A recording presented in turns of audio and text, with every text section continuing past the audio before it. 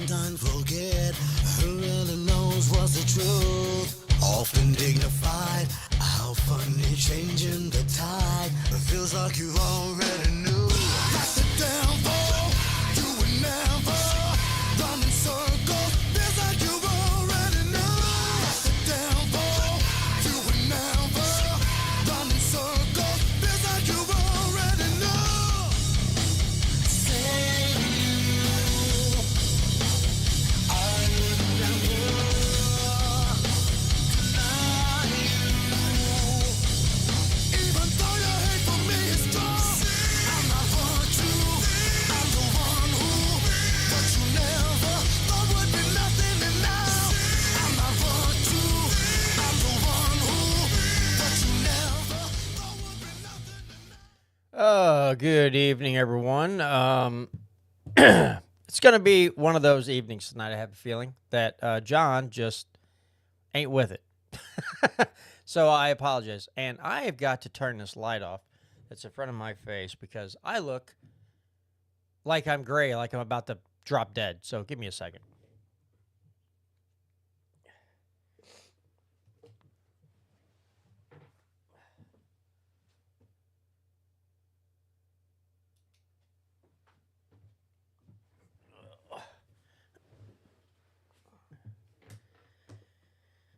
I should have done that before the show started, before I even fired anything up. But I just happened to look up. I'm like, God almighty, I look gray. I still look gray, but I think it's because the lighting situation here sucks. Oh, well. Why not take up a few extra minutes of your time watching me adjust all this stuff like the consummate professional that I am. Brandon's all ready. He's looking fine, and I'm just like, So anyway. Well, if it makes you feel any better, I feel like I blend into my wall behind me sometimes. I feel like my skin color is too close to my wall color. Hoping this summer I get some tan, can maybe get away from that. Yeah, I have two states of being. I have Casper the Ghost and the Lobster King. There's no in between. If I'm tan, it's for like 2 days, and I'm right back to pasty white. So there's only one time in my life that I can remember being tan for an extended time. It's because I went floating on the river with, we went out to my wife's grandparents' house. They lived right on the Gasconade. So we would go float, and they'd take us up the river, and we'd float back to their house just right below theirs. But my wife's grandparents and then this family was really tight. So anyway, and then we camp and all this stuff. John didn't have the foresight to not, because it was a warm day out, and I was sitting on the tube floating down the river, and John didn't have the foresight to not think it, or it didn't have the foresight to go, hey, you probably shouldn't splash water in yourself. I was basically basting myself in the sun, and I cooked my legs. And I mean, I had big white blisters on them, and this fluid was like leaking out. Like, I got second or third degree burns. And then I had to go back to work that Monday, and I was miserable because every time my pant leg, my sock shifted on my skin, I was getting ready to scream.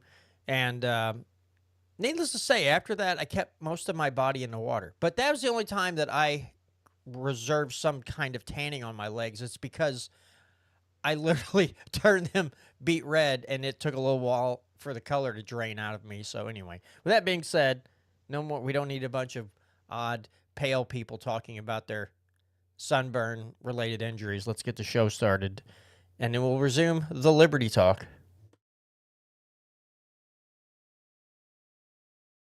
The Constitution isn't just a document.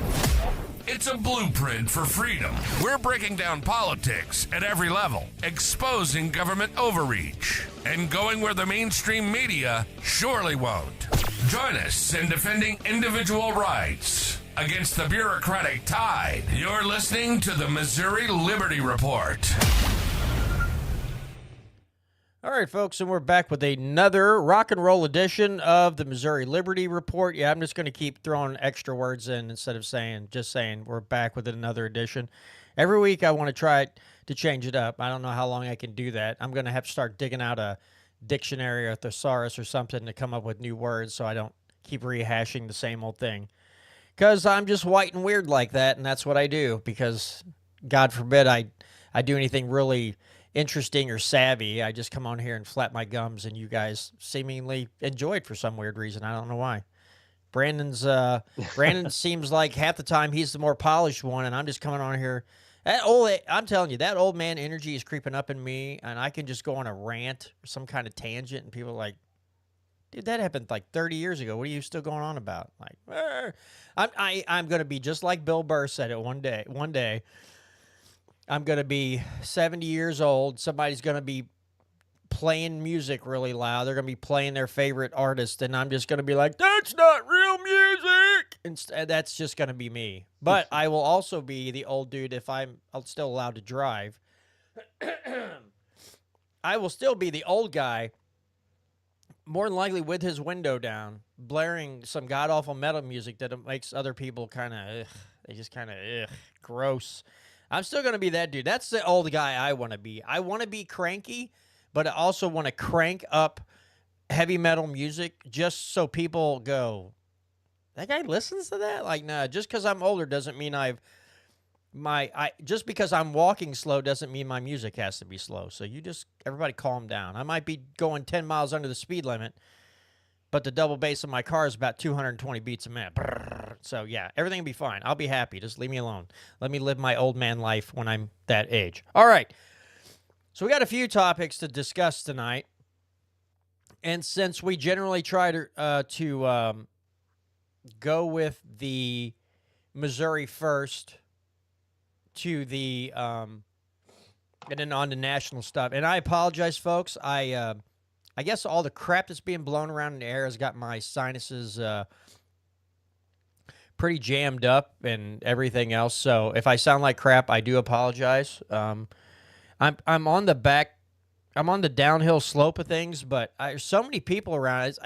I know a bunch of sand and dust got picked up in like Texas and Arizona, New Mexico, I think even Oklahoma, and it was depositing it down here. That's the only thing I can think of that got my sinuses so flared up. And I worked 8 days in a row, and I'm also, maybe I'm going to sound extra crabby tonight. I do apologize a little bit for that as well, because, I didn't want to be at work 8 days in a row, but I didn't have a choice. So if I sound extra crabby, please forgive me.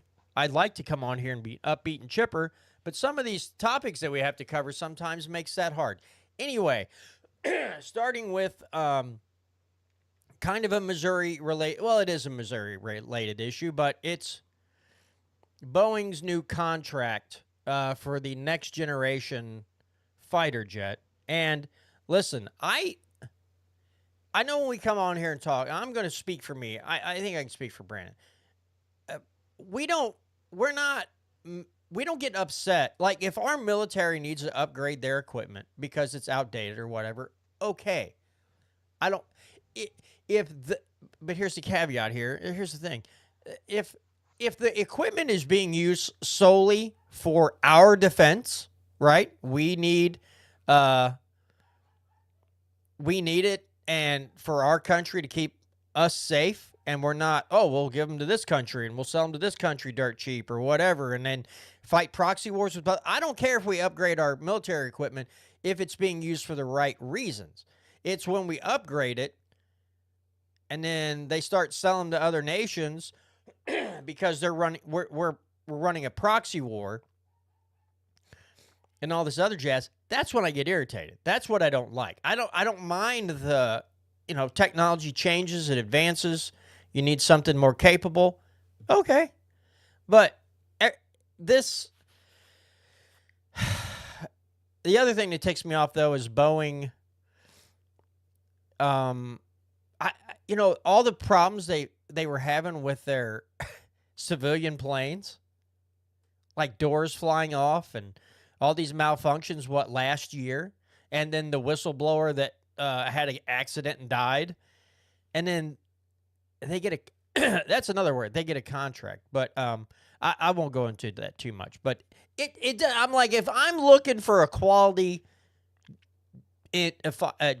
jet, whether it's carrying two people, if it's got a co-pilot and a navigator, or a pilot and a co-pilot, or it's got 4 people sitting up front and 100 people sitting in the back of it, I would expect those planes to be top notch as far as safety goes and the durability and everything else like that. Like, you know, I mean, I don't know. Call me crazy, but if my tax money is going to have to support a business to build a fighter jet, I would expect that fighter jet to be top notch. Again, I would expect it not to go up and go, hey, we can take off, but we can't land because the front tires keep falling off. Oh, like, oh, it's a Boeing plane. I'm like, oh. So then they're just like, oh, well, just now we'll have to recall all those jets, bring them back in, and then in the nose of the plane, we'll just build this. We'll have like a giant airbag. So that way, if the front tires keep falling off, instead of the front tires staying on, you can just hit a switch in the cockpit. It'll deploy this big airbag so the front end doesn't just slam into the ground. I mean, it's I see this. But anyway, Brandon, I'll let you take off with this. Give us your thoughts, and we'll go through the slides here. So go through the slides. Give us your thoughts first, and then we can go through the slides. Well, I think you kind of really hit the nail on the head with your first point there. You kind of took what I was going to say, which is I'm not opposed to the United States funding and building this new jet. Like you were saying, I know they're going to sell that jet to Israel to do, you know, massive amounts of damage to innocent civilians. You know, it's that you know what they're going to do with it. You know, it's like,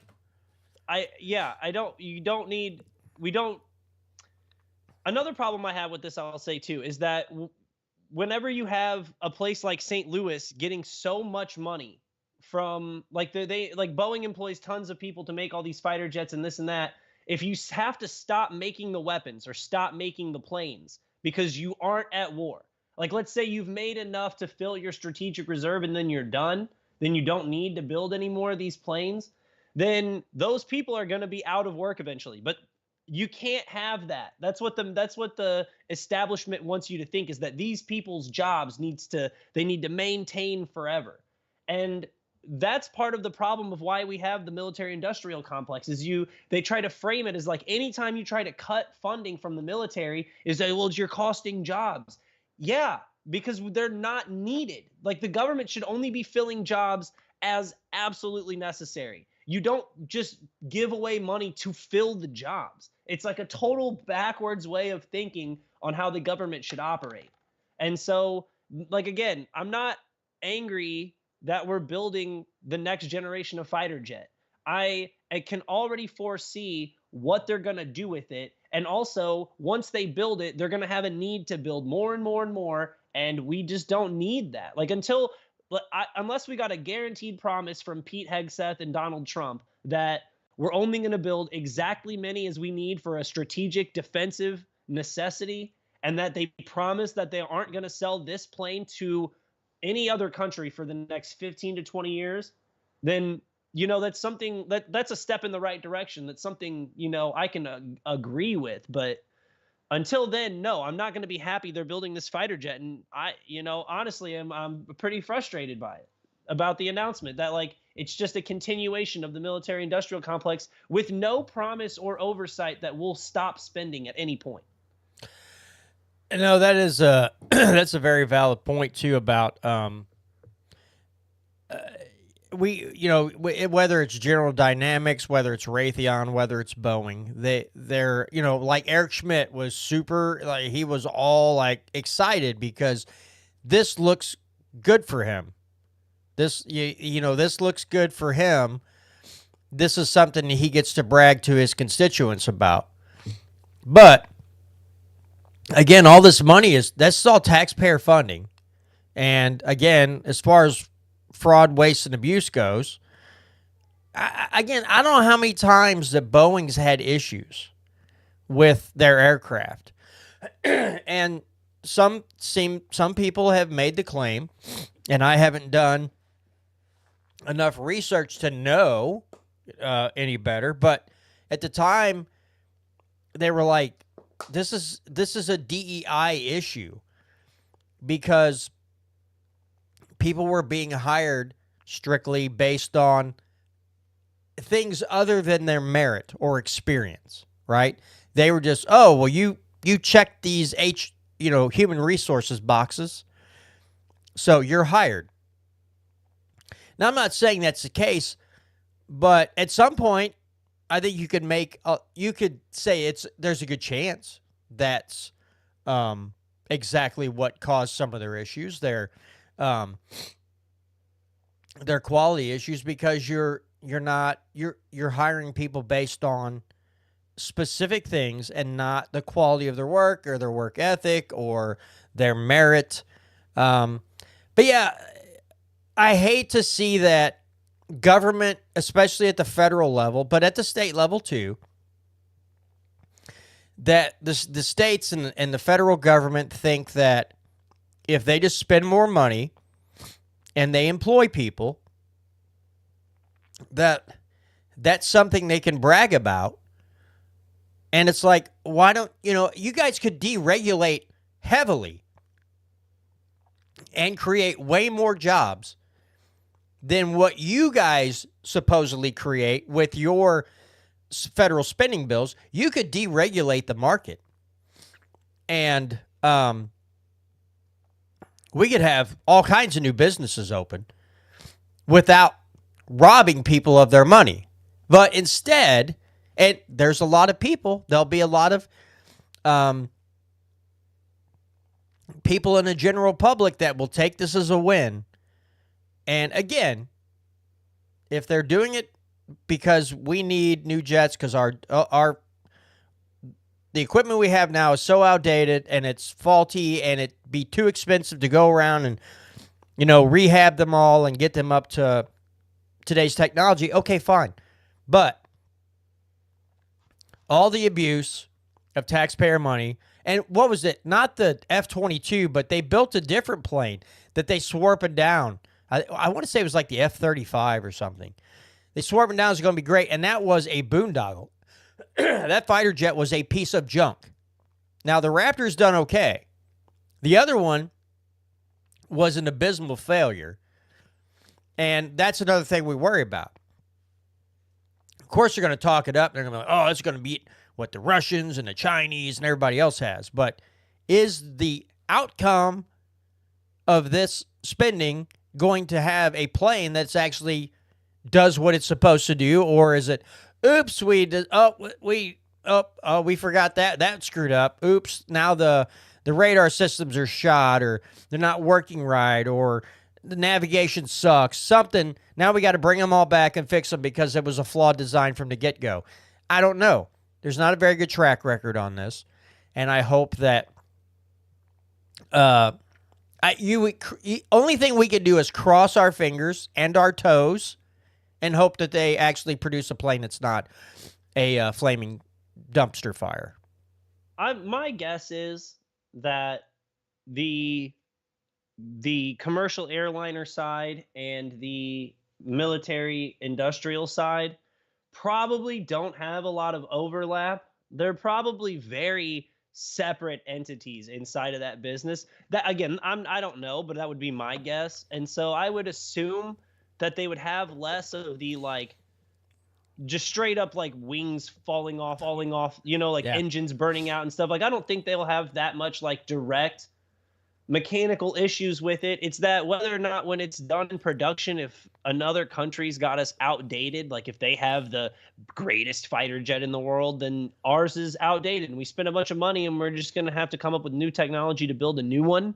If someone else builds one's, China or Russia or somebody builds a better fighter jet than us. Another thing I want to bring up that bothers me about this too is that there is no one talking about how military spending. There's no one, especially in St. Louis. You can't be anything. You can't be anywhere against cutting the funding for Boeing and then try to remain relevant in St. Louis politics. Because it's not one side saying they're happy that we increased the spending. It's both sides are rushing to the podium to take credit for this. Because as you said, Eric Schmidt taking credit for this, a lot of Republicans taking credit for this, and then now you also have Sam Page, who we've talked about before. He's the St. Louis County executive. And he came out in like this big, like, well, this is why we gave them the incentives. Like, he was doing his own victory lap because apparently St. Louis County, which is where this Boeing headquarters is, they gave him like $155 million tax credit. And which, again, as a libertarian, your first instinct when you hear tax credits is like, okay, less money that the government's taking from you, like it's deducting off your income. I don't know if it's a straight up deduction or if it's a tax credit per se, but either way, like you'd think as a libertarian, you'd want less taxes, but that's only if you're going to be fair about it. Like if you're going to charge, like if mom and pop shops are still paying payroll taxes and they still have to pay their county business taxes and all that, then yeah, then it's not fair just to give Boeing this cut, especially because, like we said, knowing more likely than not, it's all about the continuation of building these weapons. So, you've got them tax exempt, but you've got all these other places paying taxes, and they don't create weapons that, are used in genocides and massive bombing campaigns all over the world. Yeah, it is a solid point that,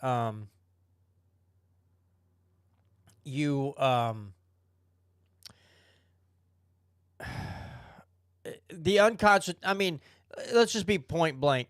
It's unconstitutional to give certain sectors tax credits or tax abatements, whatever term you want to use. It's unconstitutional, but there's a whole lot of people, like you said, Republicans and Democrats in this state and at the federal level will beat their chests over this. Is like, look what we did. Look what we did for St. Louis. Look what we did for Missouri. Yada, yada, yada, on and on and on. But they won't extend those good graces to mom and pops. They won't extend those tax credits to everybody across the board. If you're a business owner, period, and it shouldn't even be tax credits. It should just be tax cuts. Every Walmart everywhere, they get a percentage of the sales tax that they pay in the towns. They get a percentage of that back. Because if you don't give them that, they won't build a Walmart in your town. So if you don't give them some kind of tax abatement, they'll be like, well, we're not building one here. That's just become the normal thing. I've read about it in the Owensville paper that they extended out. And then every, year, quarter, whatever, that Walmart's getting a percentage of their money back. And people just go, oh, well, we have a Walmart. It's like, yes, but nobody else is getting that. And it's sad to see that a lot of even so-called conservatives will puppet this whole thing. We want to lower taxes and do all these things. But the first people in line to get those is corporations like Walmart or Boeing.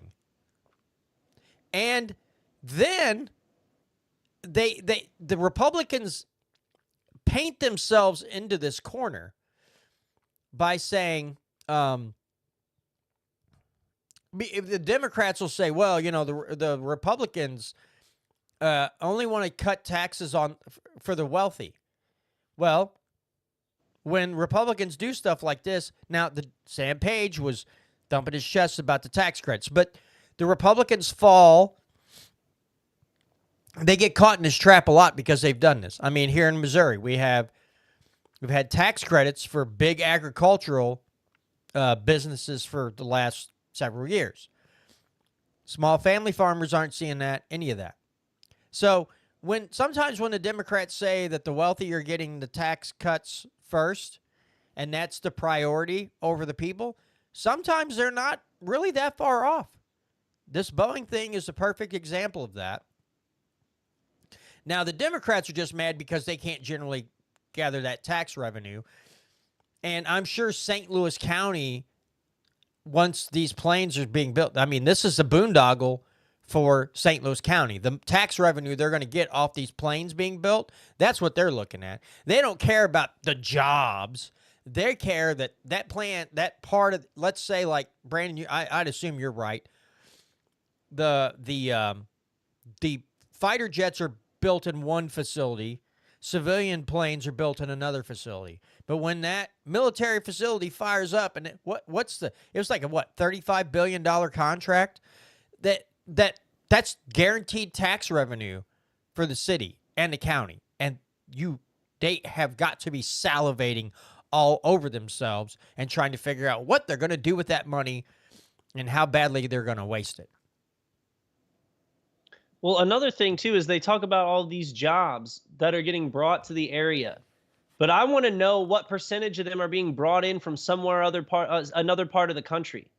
You know what I mean? I'm curious to know how many people are actually being like, how many of those jobs are actually going to people who live in St. Louis, or if they're going to like someone that they're gonna like fly in and move in later. You know what I don't know. Just the whole narrative around like having government being all these job creators all the time, it's just so frustrating. I do know that there's even people that live out my way that have worked for Boeing in the past. I mean, they draw from even an hour and a half, 2 hours west. People just, if they can get in and Boeing's running and they get to go,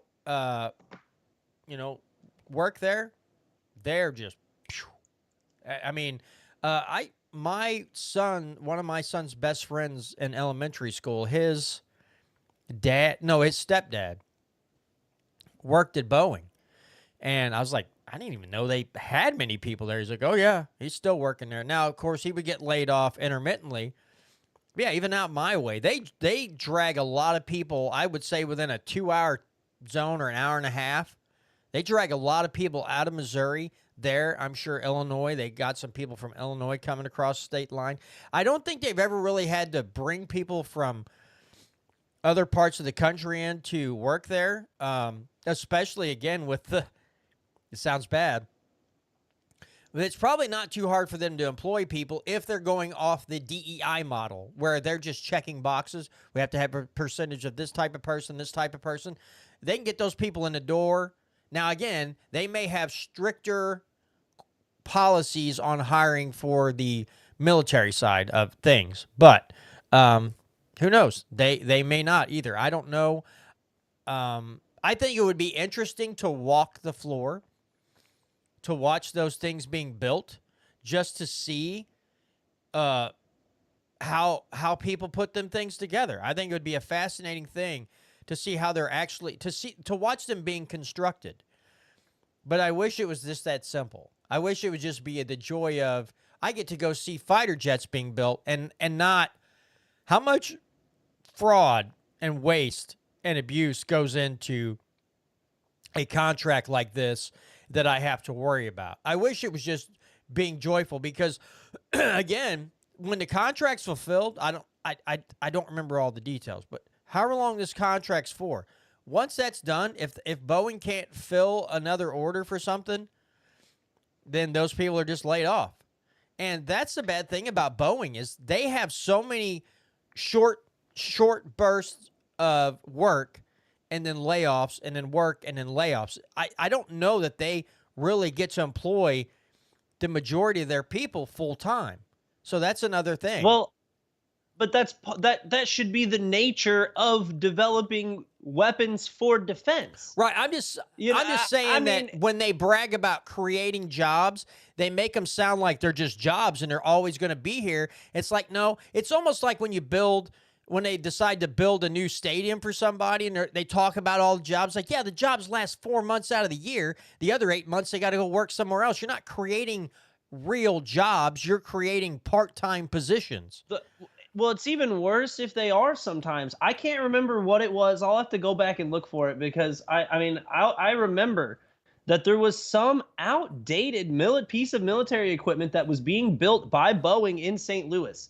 And they were going to stop making it, or they were going to do something, and they were about to lay off a bunch of people. And I'm pretty sure it was permanently because, again, it was an outdated weapon system or some kind of weapon. And there was just the biggest uproar, and the news was the worst about it because they were covering it as if we'd all just decided that all of these people were worthless and that that we were just tossing them to the curb. But the reality was their job was creating a weapon that was no longer needed. And it was like, well, one day we're going to need all of these people to make all these weapons if we're ever in a fight again. And I'm like, great. And we can rehire them back during that time. But what we don't need is to hire in 16,000, 20,000 extra people to build all these weapons and then continually have them push narratives and fight and spend money in these giant campaigns to continue their spending when we've already created all of the defense that we need. It's a self-licking ice cream cone at that point. That's how the military-industrial complex works. So there's never enough. You got to go look for a new fight and a new war to start to keep all of these people fed. Yeah, it is. It's one of those things where I had a point and I totally lost it. But no, it's like you're darned if you do, darned if you don't. The media clearly doesn't help.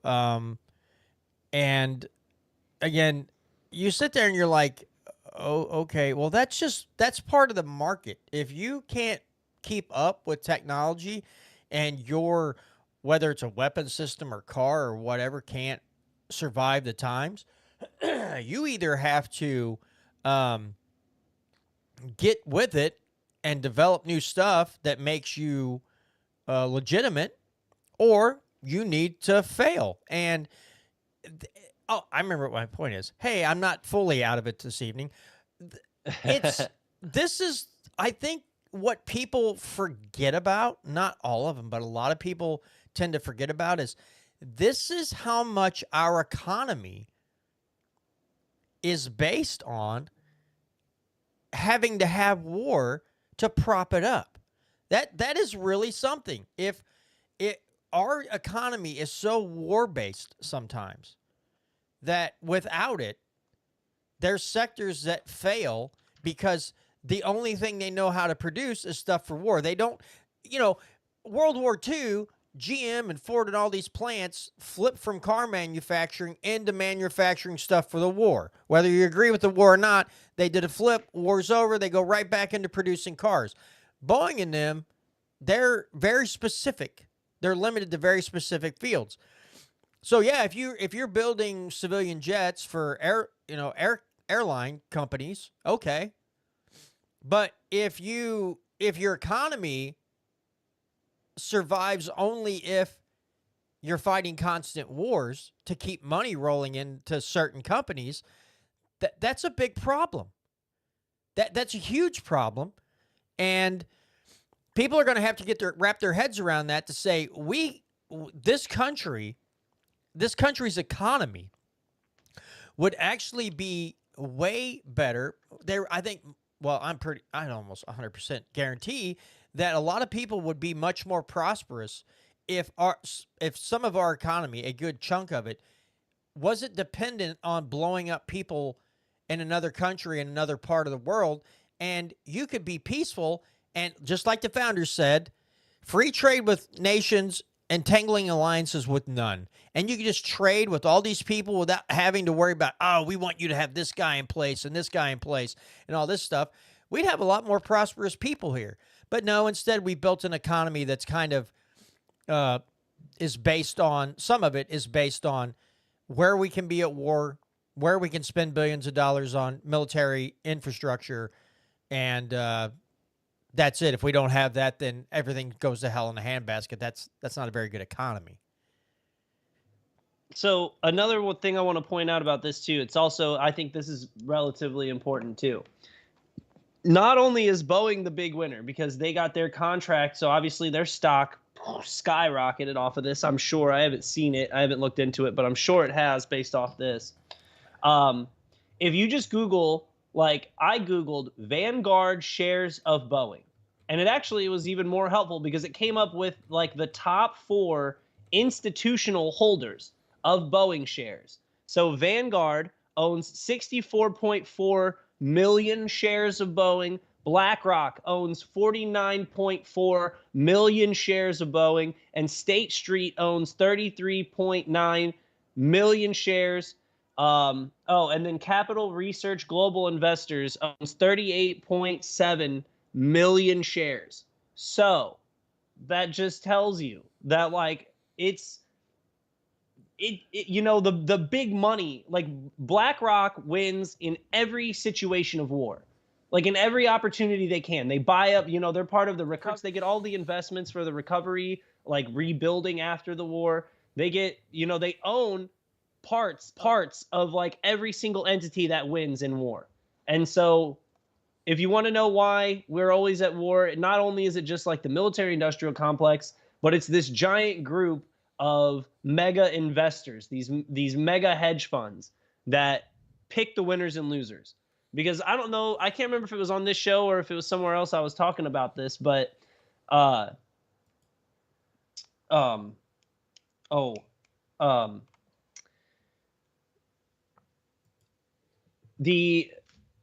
what I was saying. But anyway, these mega corporations are the big winners in all of these wars, in all of these situations. This is the main point I was No, getting at. I mean that's another valid point. Go ahead. I remember what I was going to say. It was that there was an article that was written right after Joe Biden took office, and it says BlackRock set to replace Goldman Sachs inside White House. So you had like all of these top-level aides and staffers inside of Joe Biden's White House that all worked for BlackRock, and it was replacing the old Goldman Sachs workers that used to work there. So yeah, I mean it's top to bottom, fully corrupted by these mega entities, and this is just another small win for them because that's just one little part of all of these massive holdings they have where they manipulate where the money gets spent within our federal government, and they're the ones that are always getting the big wins. Yeah, they just show their stock price is up almost 1% today, about $1.76 a share. They've been holding around $183, it looks like, but now they're up. A little over 183. Then it dipped back down to 182.50, expecting to hold there. But as everything rolls out, I'm sure that stock price will go up even farther. All right, well let's dig into the actual meat of the.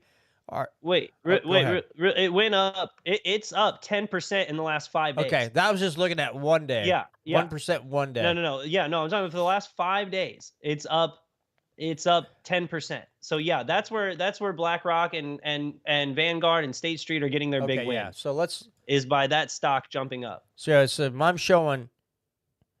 Yeah, over 5 days, a 10 point. I'll just put it up on the screen here.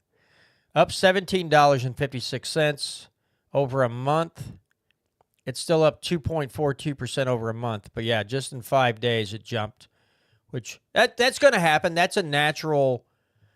That's a natural thing that's going to happen when these companies get awarded these big contracts. Of course, their stock prices are going to go up. That's a natural thing in the economy that we have. But to Brandon's point, yeah, BlackRock and all these other companies are like, woohoo, look at this. Look what we can do.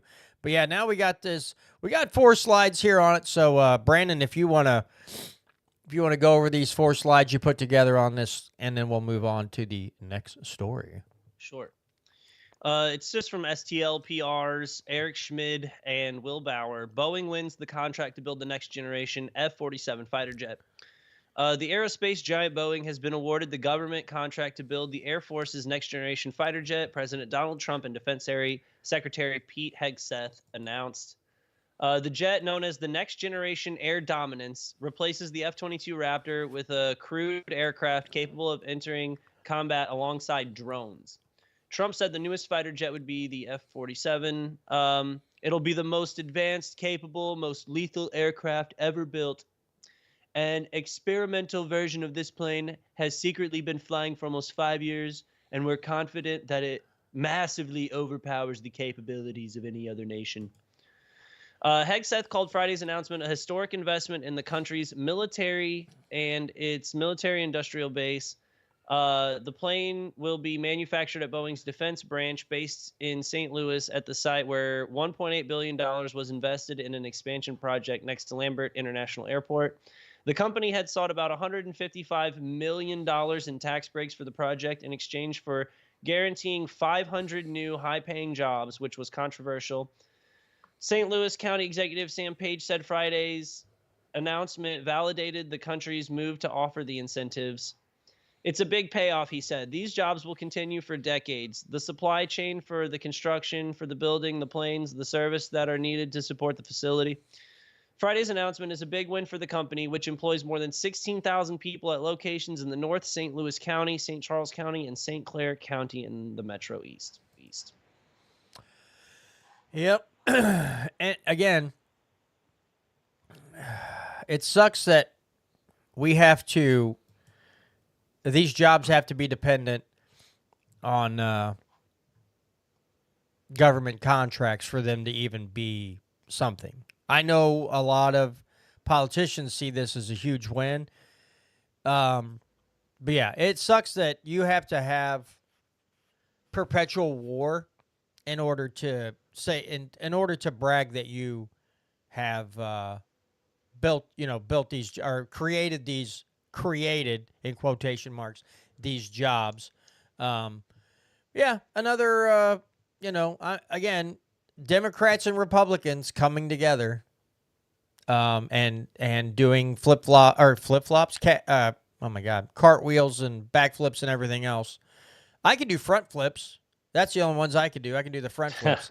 That's showing you that you're number 2. But other than that, I don't have much for you. I don't have much anything good to say about it. All right, let's jump into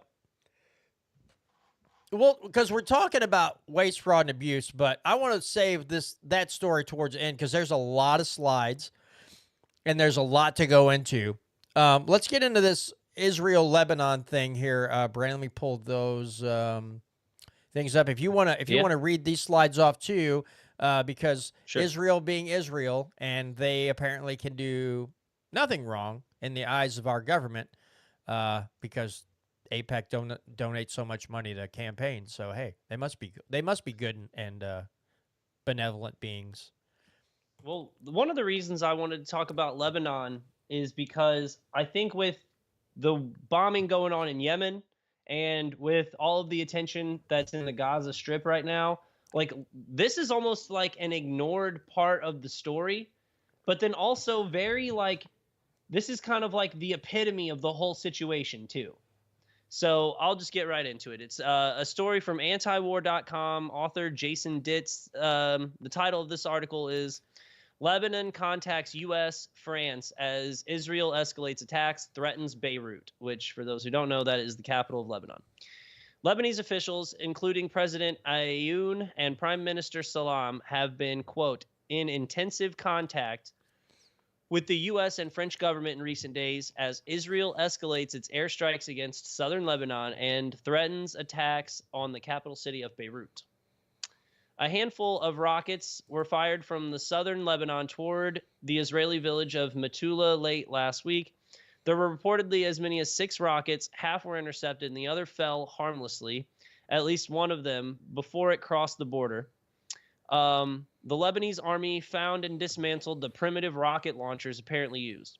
No group has claimed credit for the attack. So part of this is that Israel's claiming that some entity inside of Lebanon had been launching strikes. So they had this massive retaliation. And that's basically, they've been continually breaking the ceasefire they have, but I'll keep going. So no group has claimed credit for the attack, and Hezbollah actually denied involvement. Hezbollah generally has more than just primitive launchers, so it may have been some other faction. Israel, however, blamed Hezbollah and escalated attacks across the south. So this is not part of the article. This is just kind of like what I pieced together from a different couple articles on antiwar.com. So what's really stopping peace right there? The U.S. wants full Lebanon participation on negotiations. So there's Israel's occupying these 5 military outposts inside of Lebanon. And then also they're having border disputes and then just wider, bombing problems.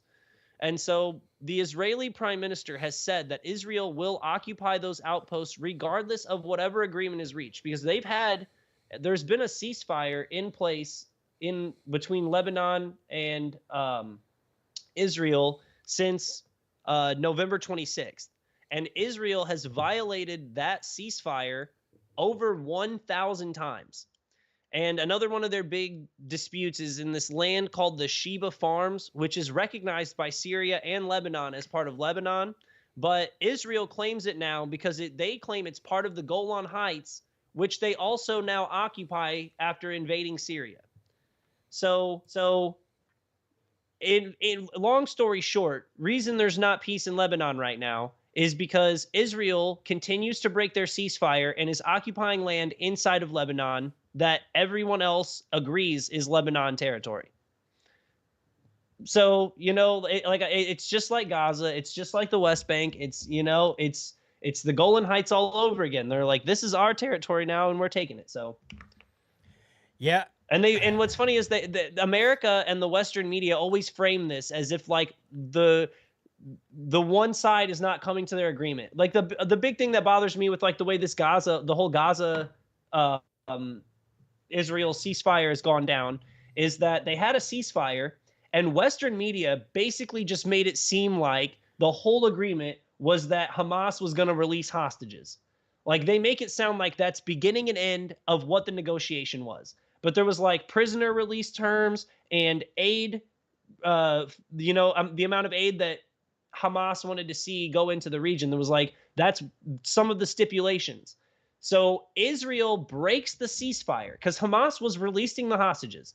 But then Israel stopped sending aid. They started killing civilians, all this other stuff. So they break the ceasefire. And so Hamas quits releasing these hostages. But you wouldn't know that if you only watched, the mainstream media. They would immediately start telling you that Hamas just quit releasing the hostages because they're the terrorists and that we need to go back to bombing them. But that's not the case. There was part of the agreement was like certain amounts of aid and certain prisoners needed to be released that weren't being released. It's just another example of Israel breaking their word and facing zero repercussions for it. Yeah. As I put in the show notes, big shocker that happened. I'm so shocked that Israel would back off of their promises and disobey things and just go back on any agreements they've made. And go ahead. I harp on it every week. It's because we pay for it. Israel receives more military funding from the United States than any other country like that. We give more money to Israel than we give to any other country in the world by far. Obviously, with the exception of Ukraine over the last couple of years. But my point still stands is that we've given Israel more military aid than we've given any other nation by far throughout all of Israel's history. And so every time a story like this pops up, every time you see Israel's fighting with Lebanon, Israel's fighting in Syria, Israel's fighting in Gaza, in the West Bank, we're bombing Yemen. That's all for Israel, and it's all paid for by you. So if you're wondering why I bring it up every week, it's because I'm still mad. Because I'm still mad about it, that they're still doing this with my money. Yeah, and then, we want to drop bombs in Yemen because something, and we just want to keep the poorest Middle Eastern country. We just want to crap all over and, I don't know, seemingly celebrate it for some reason. I don't know. This crap is infuriating. And listen, folks, I know some of you out there are like, oh, these guys keep picking on Israel. There's one comment that I wanted to make. I've been thinking about through the week, and I wanted to make tonight. I have seen, they released the JFK files. Apparently, some of these things are showing Mossad or Israel had something to do with the assassination of JFK, okay? Now, I haven't looked at them. I haven't looked at all this material to read through it myself. I'm basing what I'm about to say on comments and what other people post. And I know you don't trust everything you see on the internet. I do know that. I'm smart enough to know you don't just, I read it on the internet, it must be true. Nope, I don't do that. Here's my thing, is that I see people on the internet going, it's the Jews. We saw this with Muslims. Now I'm seeing this with Jews. So many posts about freaking Jewish people did this too. It's like, did they all do it?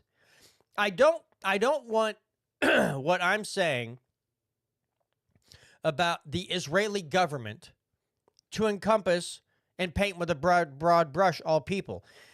And it's an important thing because even though we have freedom of speech in this country, whether the government likes to tell you you do or you do not, that natural right is number one right in the Bill of Rights, right? That natural right of expression, freedom of speech, First Amendment. But if you walk around all day and you just blame what Netanyahu, the Likud party is doing, now, don't get me wrong, I'm sure there's a lot of Jews that, I mean, you got Ben Shapiro out there being a cheerleader. I'm surprised he doesn't have, like, literally a cheerleading outfit with the flag of Israel on it and the blue and white pom-poms cheering while he's sitting behind a microphone. But I also don't want to get into this thing where you just start blaming everything on Jews. Just like I would never I would never sit here and be like, oh, these freaking Muslims. I don't want to do that. And if people don't stop doing what they're doing and just out there spouting this nonsense, it literally helps nothing. In fact, again, you're able to say those things, but don't be surprised in this day and age when people like Donald Trump and some of these others want to come to your town and, you know, especially if you're an immigrant, and just deport you. Don't be surprised that happens. What should happen is, just like anything else, you have to call it out as, no, not all Jews want to murder everybody. Not all Jews want to murder all the brown people in another country, just like Muslims don't want to see every American killed. So we have to defend the rights of those people, but we also have to call this nonsense out too and say, don't just say, it's the Jews. That's stupid. That's ignorant. That's naive. We just say, again, I'm not saying you don't have a right to say that.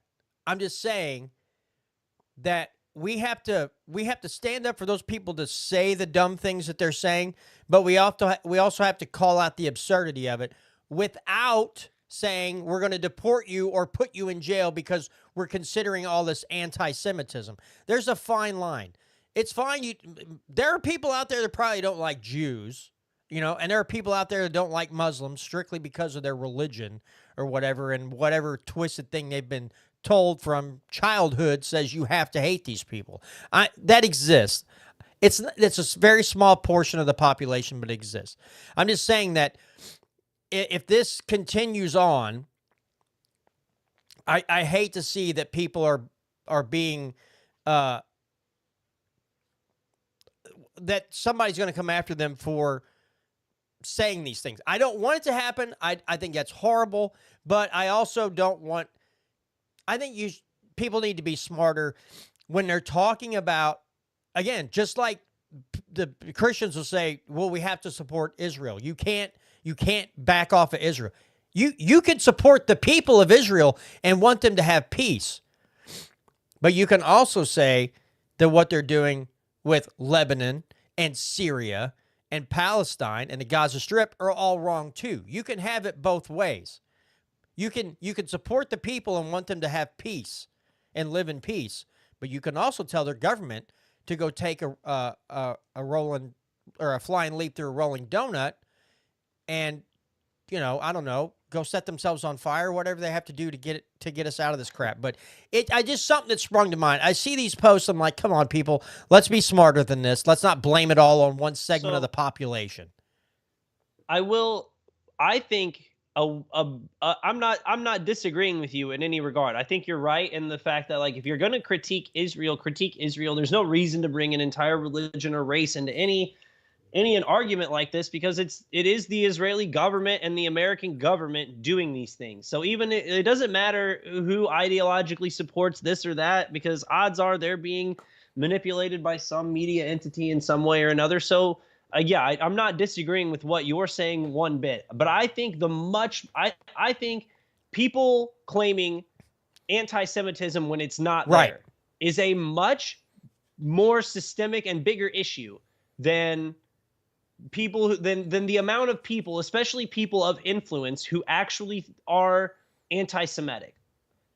I do believe that, like, whenever Candace Owens critiques the Israeli government, or whenever Dave Smith critiques the Israeli government and they call him an anti-Semitist, like, that's a bigger problem than because I can only think of, like, Jake Shields. He's a popular podcaster, MMA guy on the internet. He's the only one I know who's even, like, who I've seen in the sort of popular sphere of influencers who's critiqued just the Jews. And, well, I mean, Kanye West did it, but that's way different. He's crazy. So, like, that's a totally different issue there. But I can't hardly think of anybody who's actually, like, straight up blaming the Jews, who has any sort of influence or has any major audience, as compared to the number of people who just cry anti-Semitism the second you say anything about the Israeli government. No, that's a fair point. That's a fair point. It irritates me to see it. I'm like, this is how your government will influence you in some way. Post 9/11, the hatred. There were people. I just hear it in conversations with everyday people. They got lulled into this. Every time you see a Muslim, you better keep an eye on him. And if you see something, say something, like Nancy Pelosi told us to do. And I just don't want Americans to fall into a trap when a government is abusing its power to lay that at the feet of all its people. I mean, let's look at today. I don't want to get. I want to get in this Daily Wire thing, and shockingly, the Daily Wire article has nothing to do with Israel, which I know will shock some of you. It's not a puff piece for Netanyahu, but I just don't want to. I don't want to see people falling into this trap, and just it signals to me that there's still way too many people out there. Which, it shouldn't be a shocker, but there are still way too many people out there who are just so gullible that they let their mind fall into that trap, that a certain group of people, because a government says so, they're all horrible. It's just like the same thing. I don't remember who posted it. There was a comment, a post on X, I think, that said that there are basically in the Gaza Strip, Hamas has recruited every man, woman, up to, even down to a baby. They've all been recruited. There are no Palestinians in the Gaza Strip. They are all Hamas. Every single person in Palestine is a member of Hamas.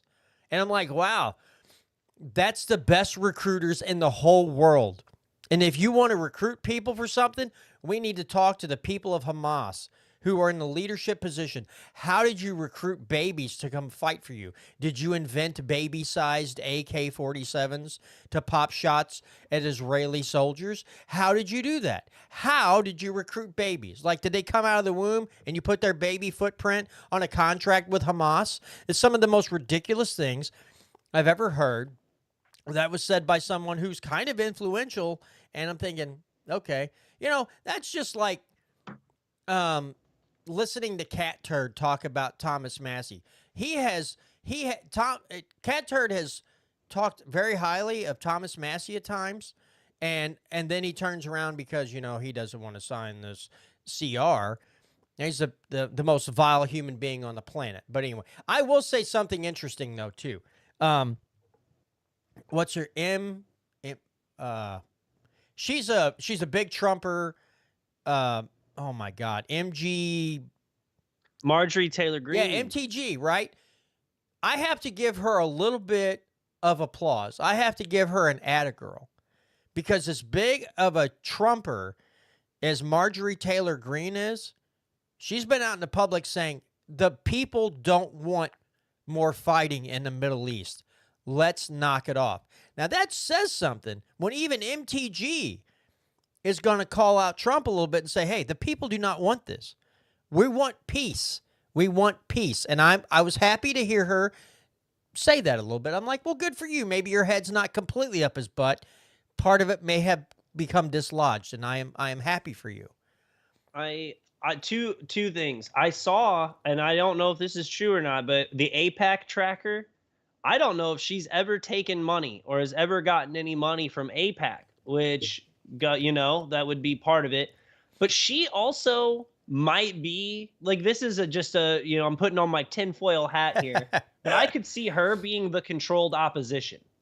Like I could see her being like the leader of, like trying to be like the we don't need these wars. But if Marjorie Taylor Greene's you're like we don't need these wars fighter, but she also loves Trump that much, like she could be part of like this like fake movement. Again, this is my tinfoil hat on here. This is my conspiracy theory. But I could see her just being like, they're like basically hit, nod, like, okay, you be against, this Yemen thing, because you can't have too many conservatives against it.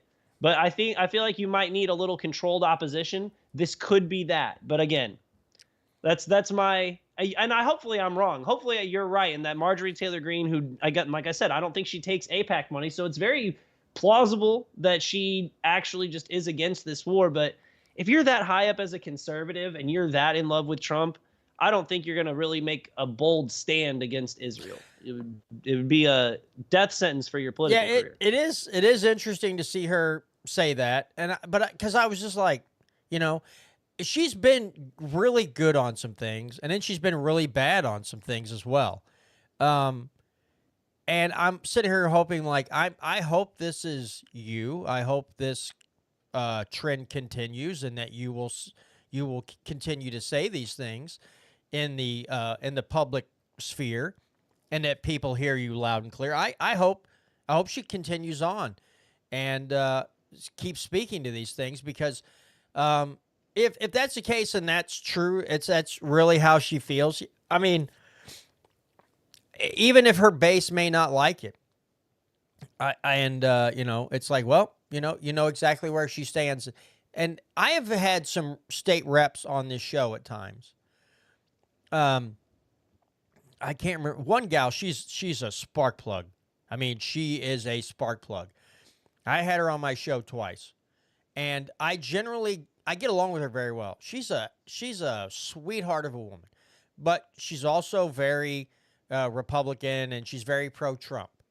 But the nice thing about her was I could have her on my show, and we could disagree on certain topics, and then we would literally, one of us would say to the other, let's just agree to disagree, and we move on.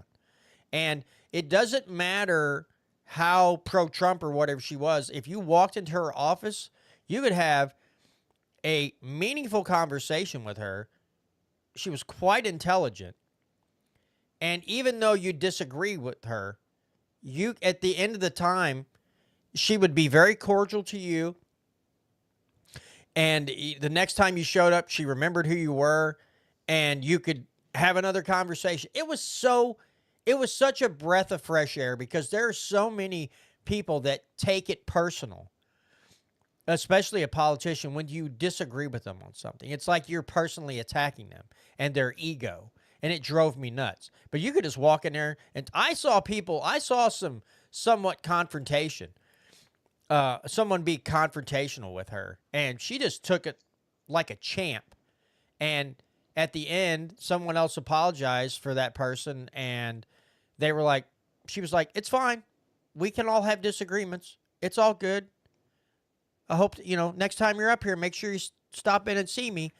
Oh, Cherie Tolson Reich, that's who it was. Again, I didn't agree with some of her policy, but I never, ever had to guess where that woman stood. And I appreciate people who will stand on their principles, whether I agree with them or not, and not waver in the least bit, and tell you exactly what they're thinking, when they're thinking it, and won't back down. But they do it in a civilized and adult manner. And that is something that we see very little of, even at the Capitol in Jeff City. That is some of the most petty, childish people, some of them, that you will ever meet in your life. And again, to the gentleman from the LP of Missouri that asked me if I was going to ever run for state office, and I told him I'm not intelligent enough for that, and he says to me, have you listened to those people talk? And then I heard them talk, and I was like, holy crap, that guy was right the whole time. I should have been listening to these schmucks. And so I could boost my self-esteem a little bit and go, well, at least I'm not that stupid. All right, enough of that. But we will continue to talk about this, whether people like it or not, because it is seemingly, as much as politicians like to talk about democracy and freedom and the Constitution, when your country's military and foreign policy in the Middle East is predicated on what another country tells you it wants, that's not freedom. That's not even democracy. That's tyranny and government, and that's government capture by a very large political action committee. So anyway, let's move on to this this article. Now, I have to admit, I knew nothing about this until I was listening to Good Morning Liberty, and they went on for about 25 minutes or so. And I went into the show notes last night, found the link to the article in their show notes, and sent it over to Brandon, who was kind enough to make these lovely-looking slides that we use, because if I did this, this would not look this nice. This article is all on, let me make sure I'm at the beginning of the article here. Yes. So this goes into the FMCS, the Federal Mediation and Conciliation Service.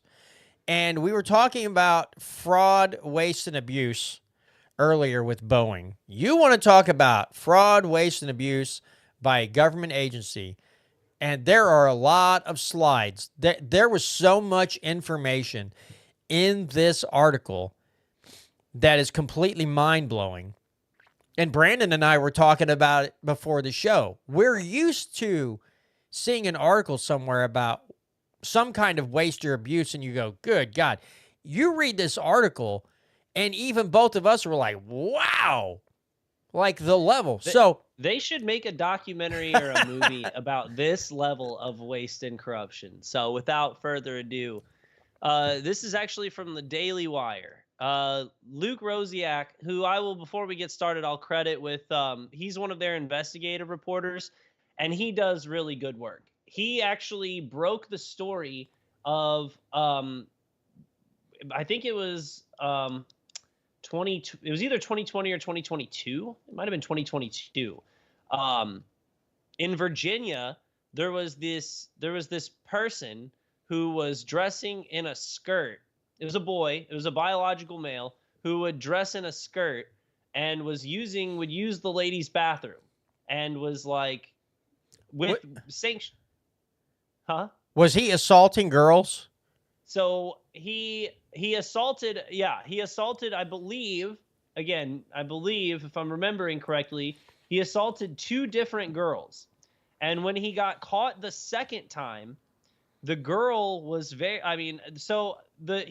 was in there, him and this girl were hooking up, and then I guess something went wrong, because the girl admits that they were in there together consensually, but then something went wrong, and he ended up abusing her, and the dad went to the school board meeting. So this was back whenever the Democrats were doing that big push to keep the parents out of decisions at schools. Like, the governor of Virginia, who was a Democrat at the time, came out and was like, you don't need parents deciding what gets taught at schools.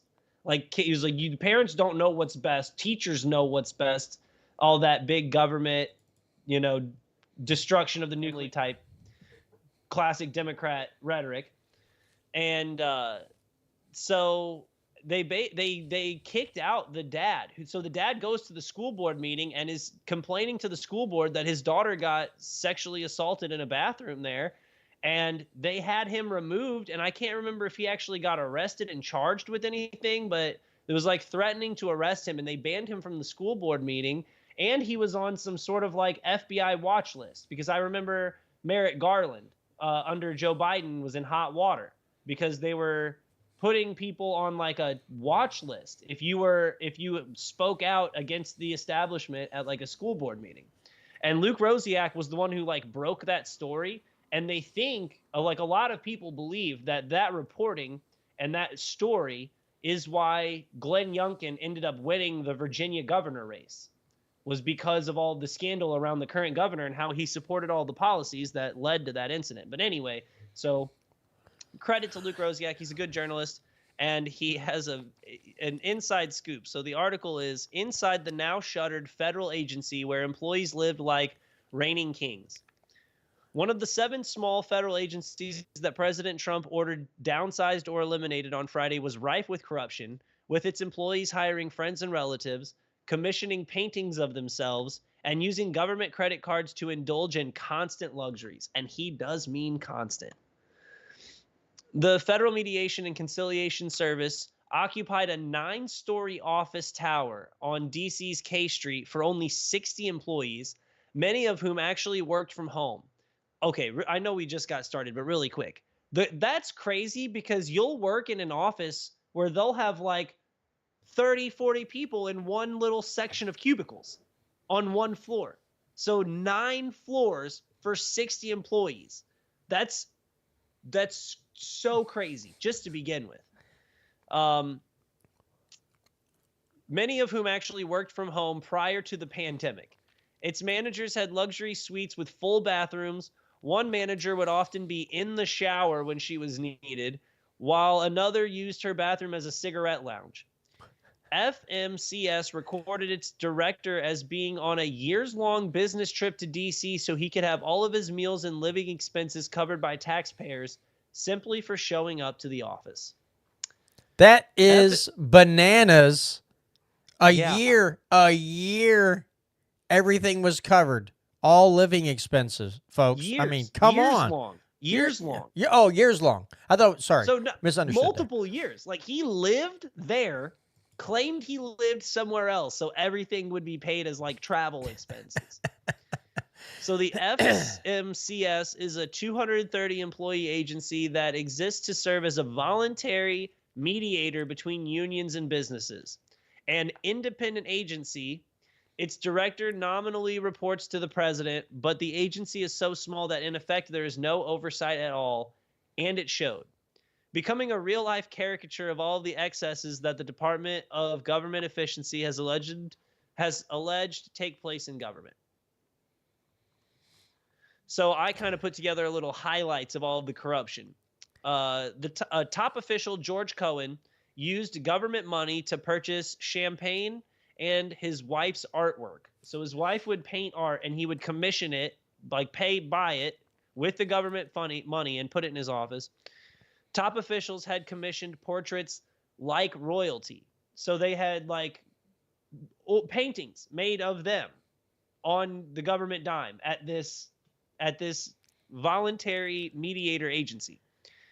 IT director James Donnan used funds to pay for his wife's cell phone, cable at 2 of his houses, and a USA Today subscription.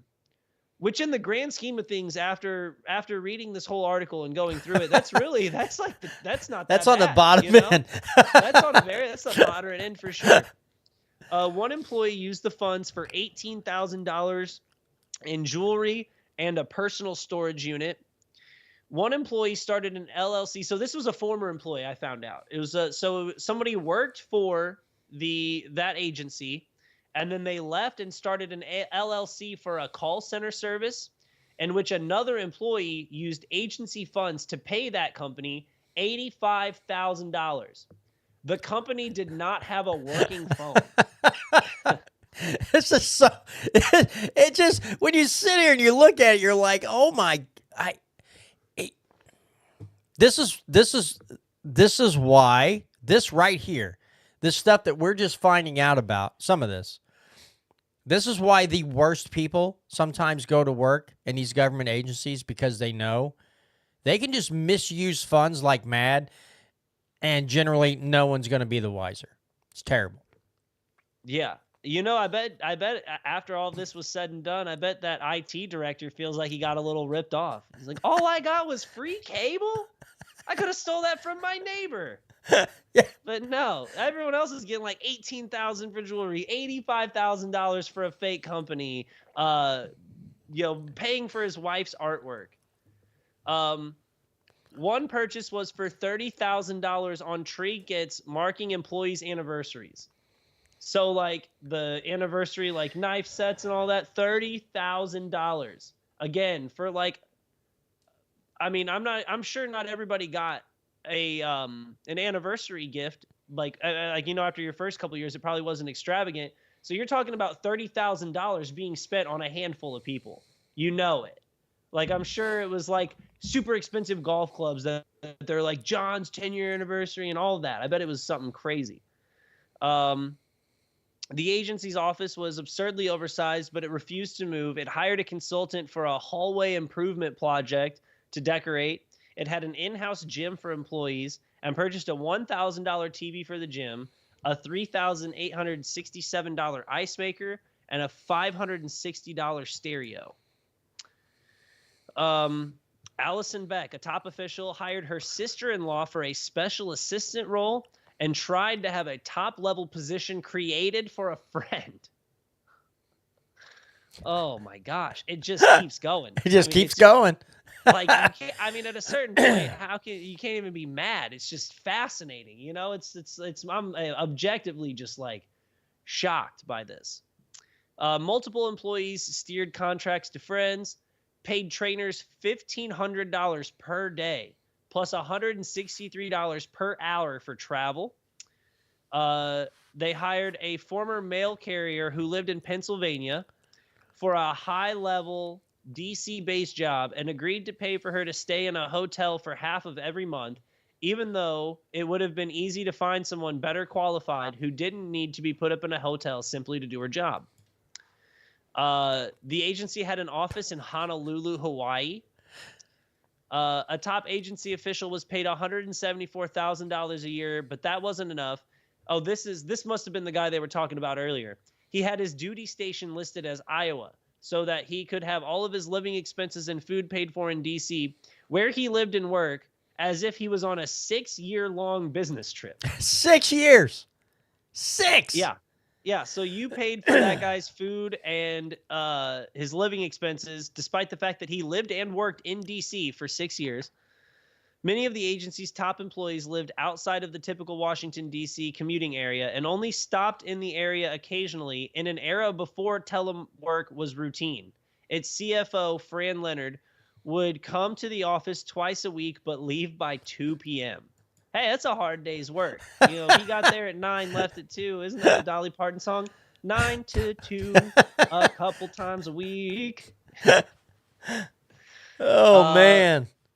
In 1 month, Beck, the Allison Beck who we talked about earlier, traveled to Italy and Switzerland, where she conducted a business meeting over video chat.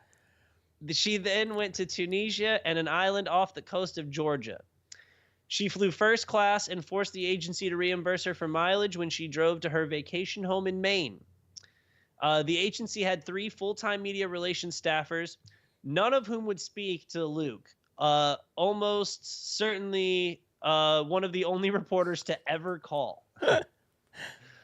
The agency's existence is predicated on the idea that it is an impartial mediator, biased neither towards labor nor management, but its staff largely comes from a union background, and it gave out grants to promote union membership.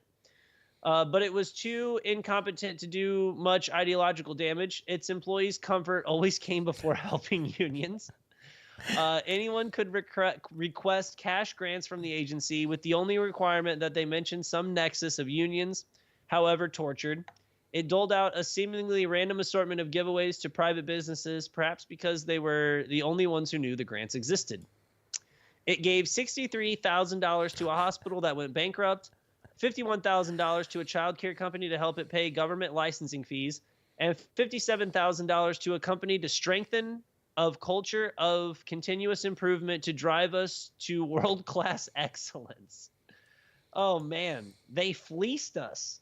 That's a good one. That's a good one. That's some great classic corporate jargon to just slide yourself under the rug there for sure. Strengthen of culture of continuous improvement to drive us to world-class excellence. You know what's you want to know what's funny about that, Brandon, is a lot of corporations, even I won't speak too much on it, but even the one I work for, we do what they call continuous improvement. So when you have issues, you put a team together, you do these steps to try to improve that process, to continually improve all processes across the board plant-wide, so you're getting better quality and better on time, better safety, blah, blah, blah. So when I saw that, I'm like, that makes me laugh because I'm literally part a company that I work for does this continuous improvement stuff. And I don't think we waste near as much money as these people do.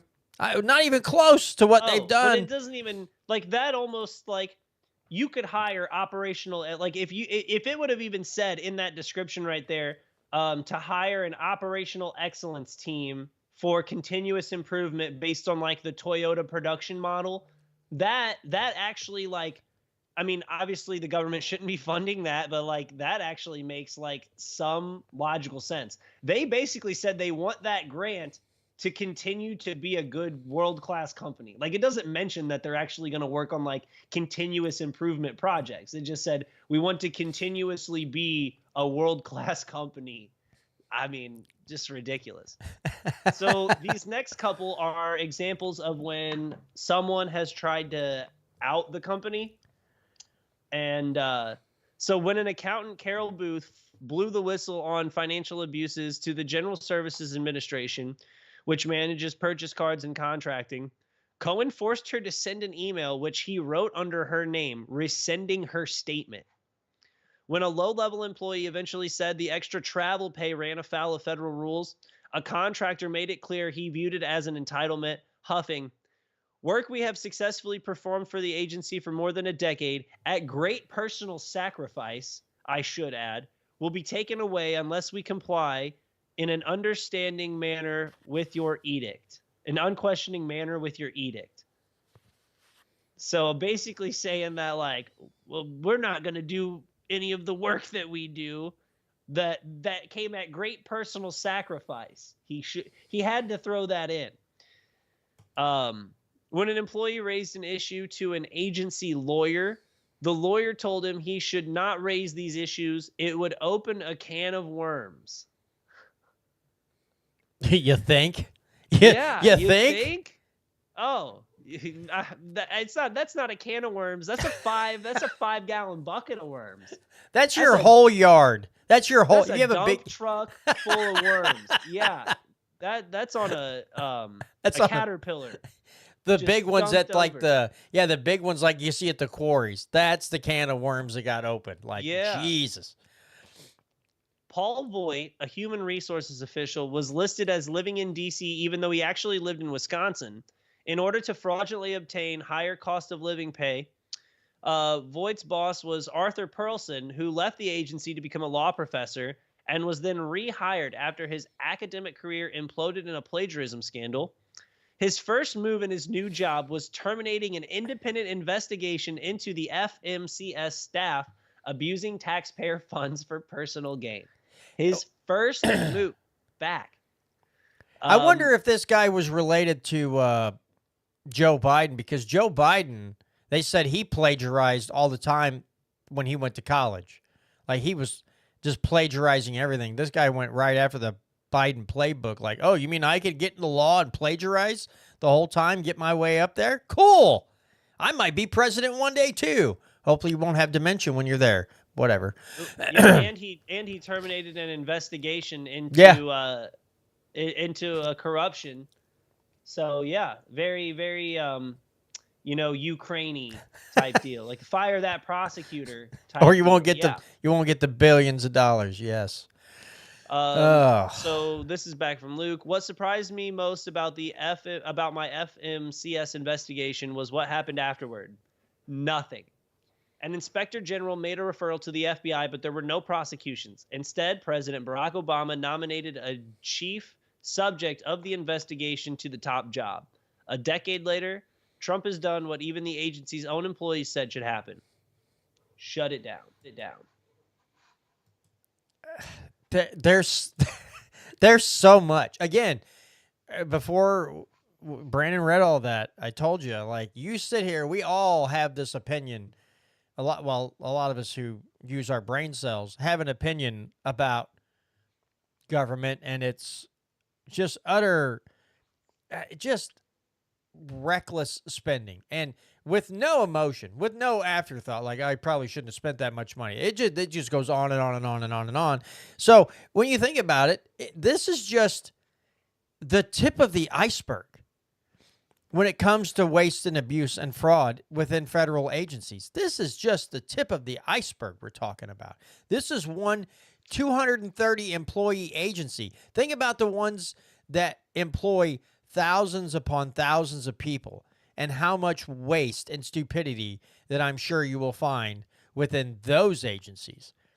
So it would be nice if this would start. I fully don't expect it to, but it would be nice if this would create some kind of domino effect, and people, when this is found, those people are immediately either thrown into jail or like, you will never have another government job as long as you live. You're fired. Good day. And to hell with you. Well, I'll tell you what. So really quick, totally unrelated to this. I think that this show needs to get a company credit card.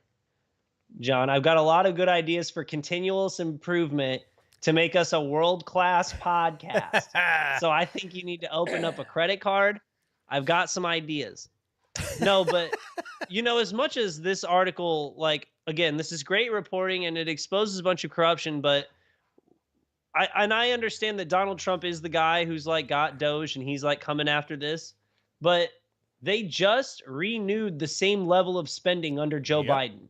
So all of this is for nothing. They've already proven that. Like, this is the most egregious example I've ever seen that probably that could arguably will ever exist in just like a nuanced sense. You know what I mean? Not like just overspending on like, weapons and this and that. Talking about just straight up like taking the money for their own personal gain. This has got to be one of the top levels of just of government corruption. But it's all for nothing. Like, it means nothing when you're not actually going to cut the spending, when they're just going to go spend this money somewhere else in some other part of the government. What's the difference? Yeah. That kind of leads into something else. I got to pull up my email here. Because I would like to, there was Chuck Schumer was on The View, and he was talking about Elon and the stuff, but he also talked about, all right, I don't care about that right now. This was on, pull up the link, and I know it's going to want to probably play some stupidity right away, so, nope, I don't want the ad. Let me pull up my other screen here. We'll get through the ad, and we'll play this audio real quick. Party is a different kettle of fish than it used to be, and that's why we're fighting them so hard. They are controlled by a small group of wealthy, greedy people. And you know what their attitude is? I made my money all by myself. How dare your government take my money from me? I don't want to pay taxes. Okay, I'm going to stop it right there. How dare you take my money? I did this by myself, and your government trying to take my money from me. As if that's the wrong attitude to have that you put forth. Now, this again is if you don't take any government grants or anything like this. You get the capital together, you build a business, you pay all the stupid extortion fees to operate said business and start it. All the inspections, all the licensing fees, and all you do all that. You produce a good, you employ people, you pay your taxes, which you shouldn't have to, but that's, regardless. But you do all these things, and then the government says, hey, you're making so much money, and we need more. And you say, you're getting a little greedy. And then Chucky Schumer here doesn't like those words. Let me go on with the recording because I want to get into what he says about the spending bill. Or, I built my company with my bare hands. How dare your government tell me how I should treat my customers, my the land and water that I own, or my employees? They hate government. Government's a barrier to people, a barrier to stop them from doing things. They want to destroy it. We are not letting them do it, and we're united. Thank you. That is it. Government is a barrier to keep them from destroying things.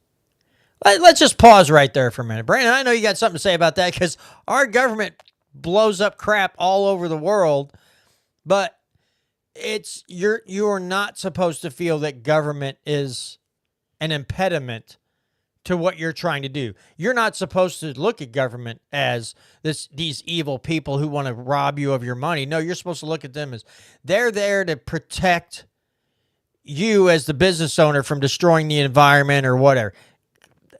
Go ahead. It's so stupid, but go ahead, Brandon. Dude, it's not only that they literally destroy things, is that we've spent the last 30 years just destroying things in the Middle East. Yes, but they also destroy every single entity that they touch. That's not even necessarily with war. Anytime the government gets involved in any market, they drive things the wrong way every single time. They don't regulate. No one's ever said, oh, man, you remember those regulations the government put on? Oh, thank goodness. Man, those regulations really saved us. Without those, we would have been so doomed. Oh, man, so good for business, all those regulations. No. So don't give me this we did it on the backs. Businesses, specifically small businesses, thrive in spite of you, Chuck Schumer. In spite of you. Not because of you, not because of government. Again, this harpens back to this is along the same line of thinking as but my roads. What about my roads? It wouldn't for the government, wouldn't have my roads. It's it's so, like you said, asinine to take the success of hardworking American businesses and just twist it into this. You're super ungrateful for not wanting us to take more of your hard-earned money. It's just such a public education way of thinking, such a modern leftist, just entrenched from the day you were born that in government is inherently good to you all the time. The government's not out trying to waste your money. Yeah, there's waste and fraud, but they're not trying to. It's but it always ends that way. And from the last article we just covered, it certainly seems so. Let me continue on here with good old Chucky. Caved. I think you and 9 other Democrats caved. I don't think you showed the fight that this party needs right now because you're playing by a rule book where the other party has thrown that rule book away. There are many fewer cuts in that bill than that would be in a shutdown. But they it was still a bad exist. choice. So we got to. Yes, they exist. But You if have you to have work with two, the cards if you you have. have two choices, one bad, the other devastating. One chops off one of your fingers, the other chops off your arm. That's right. So I want to fight, and we are fighting. We're going to fight every day on this, every day. Today, we're fighting them on Medicaid. Tomorrow, we're going to fight them on, the next few days on tariffs. We're going to fight them on Social Security. But I want to win and fight smart. Yes. Not just, I understand, we want to stick it to them. Okay, We're going to stick it to them and fight smart and win. By the way, That's enough of that. I just, it's either chop off one finger or chop off your arm. One would be bad and one would be devastating.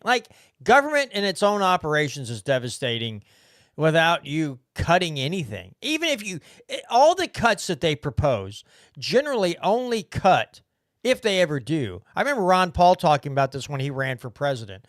I believe it was in 2012. He's like, all these cuts are just to the automatic increases they get every year. It's never to the overall spending. It was to, oh, they were going to get a 2% increase. We'll cut 1% off of that. And they lose their minds. And he's like, they're not even making cuts. They're still getting too much money. Anytime a cut's proposed, it's to the automatic spending increase that we get year over year. But they never want to say, we're going to cut 10% of your budget. Nope. It'll be 1% of the 3% you were going to get. And all these people are gnashing their teeth and hanky stomping, just wringing their hands and bawling and boohooing. It's like, you didn't even lose anything. What are you crying about? And I know we've said this so many times on the show, but it's so true. If they don't spend all the money that they get in their budget, well, then next year when it comes around, they won't get all that money. So they are incentivized to spend every penny that they get. So when it gets close to the end of the year and they have, let's say you're a smaller agency and you have, let's say you have $250,000 left over, they'll go out and buy office supplies and new desks and new chairs and new computers. They'll spend that money in whatever way they have to. So they take the whole budget so that next year they get that same amount, and then they fight for an increase to that because they're like, well, we're really cutting it close towards the end. We're going to need more money. So anytime a cut is even discussed, it is so minimal. It does nothing to save the taxpayers' money. It does nothing to try to get us out of this continued debt trend that we've been in for years. It does nothing. And so it's all a big bread and circus for the people. But you have to look at how much money they actually get, how much they spend, and what the actual cut is. Because this is all for show. I don't care what Chucky Schumer says. I don't care what Donald Trump says. There is too much of this going on that's allowed to go on. And it just continues. And these people just get their money. They get to keep spending it every year. And the only thing that happens is the president changes and members of Congress might change, but the spending and the debt trend continues on. So I don't know what they're crying about. I really don't. I wish I had the that type of lifestyle where every year I had an increase to my pay. Let's say I was going to get 6% every year. And one year, they're like, we're only giving you 5%. And I could just break down into tears. Oh, my God, that must be a horrible life to live. You big babies. Oh, yeah. I mean, you hit the nail on the head when you said it. President changes, doesn't matter. Congress changes, doesn't matter. It's the spending's going to stay the same. I mean, like, plus the biggest part of our budget every year is our, I can't remember. So Medicaid and Medicare are in not discretionary spending, or, I mean, I'm getting it mixed up in my head right now. But anyway, basically, without making cuts to the military, Medicaid, or Medicare, like some form of that in some meaningful way, you're really not making, you're not going to make any, without really making like huge cuts to the government. There's no way you're going to actually ever balance a budget or make any sort of promising, motion towards limiting spending without cutting Medicaid, Medicare, or Social Security, or the military. And so it's just, it's all for nothing. Like, Thomas Massey was the one person who was like, maybe we shouldn't spend so much money. Like, maybe after you won the election on cutting government and cutting spending, we actually cut some spending. And they called for his head. I mean, it blows my mind how, like, the MAGA, like the movement of MAGA, like the classic conservative voter who is like, oh, I'm fed up with the old Republican establishment. I'm MAGA. We're the new conservative movement. How are you not super fed up with just like the all talkness of Republicans nowadays? Like, I really don't get it. Like, when I see all these people wearing like their MAGA hats, I just want to ask them, like, why? So you really don't care that they're not cutting spending? Like you really just you don't like hat goes on every day, no matter what, huh? No matter what happens. It's crazy. It's the cult. It's like the cult mentality behind In it. fiscal year 2024, about 55% of federal spending, or $3.8 trillion, went to Social Security, defense, and payments to the states. So 55% of the federal budget, a large chunk, goes to the Social Security, defense, and payments to states. That's it. Three things is over half of the federal budget. And Missouri, they've had that ballot initiative to expand Medicaid in the state of Missouri. And but those payments to the state, I believe, are only guaranteed for so long. And it's my understanding that after a while, the states have to start picking that up. Now, I know that here in Missouri, we've had, because of the subsidizing of daycare in this state, and a lot of daycares are dependent on the subsidies to stay afloat. And I think I'm assuming, I don't know, I have to dig farther in. But when you expand Medicaid, you also expand, child care subsidies to those people because they don't make enough to afford child care or whatever. So the state's helping to pay for that. The only problem is, since they're not getting much money from the parents, and they're waiting, and the daycare, these daycare businesses are taking these people in, they have to wait on the state to pay them. Well, that also, the state's getting a lot of hatred, and I get it, okay? But as for me, who knows somebody who kind of deals with this stuff, the daycare centers were complaining. There was a lot of stuff in St. Louis about daycares on the verge of closing because they weren't getting their state money. But this person that I know says that the state told the daycare owners, you need to do X, Y, and Z to ensure you get your payments. And guess what those people didn't do? They didn't do their stuff on time, so they didn't get their money. Now, again, we've created a situation to where we have a bunch of daycares depending on checks coming from the state to stay afloat.